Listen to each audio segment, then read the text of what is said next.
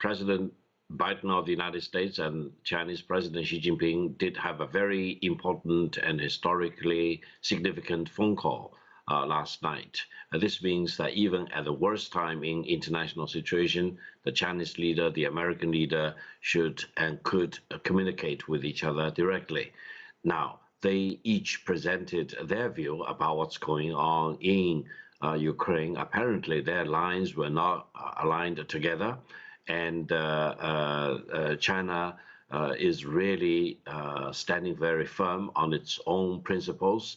And from the very beginning of the military conflict in Ukraine, China has been consistent. China has been calling for de-escalation, saving as many civilian lives as possible, and engaging in diplomacy and dialogue to seek a sustainable, long-lasting solution to this Ukrainian situation. China also believes that there are many strands involved in the Ukrainian crisis, and each of these strands need to be analyzed on the merits of its own, rather than rushing to conclusion one way or the other.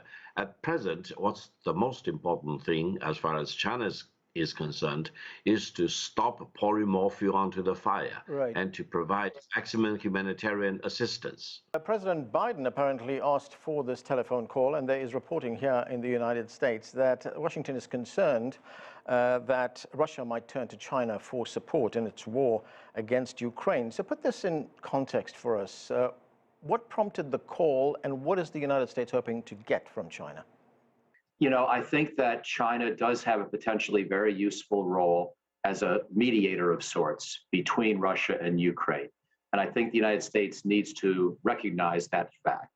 So I'm a little bit more critical of China's role here than your other guest tonight, but I agree with them that there is a real value in having China in this position where it could, in fact, help look for a compromise and take advantage of the fact that it's been so supportive over the years of Vladimir Putin, even though Beijing and President Xi obviously don't welcome this conflict, to therefore use their position to try to find some kind of middle ground. I think there is a middle ground personally. And the middle ground is that we all agree to help secure Ukraine's sovereignty without NATO membership. And then we try to get Russian forces as part of this deal off Ukrainian territory. That's the basic trade space. And then, of course, sanctions would generally be lifted, and we could try to go back to rebuilding that part of Europe. I think China may be in a position to try to facilitate that kind of a negotiation. So rather than worry too much about beating up on China, I would rather take advantage of the position that China now finds itself in.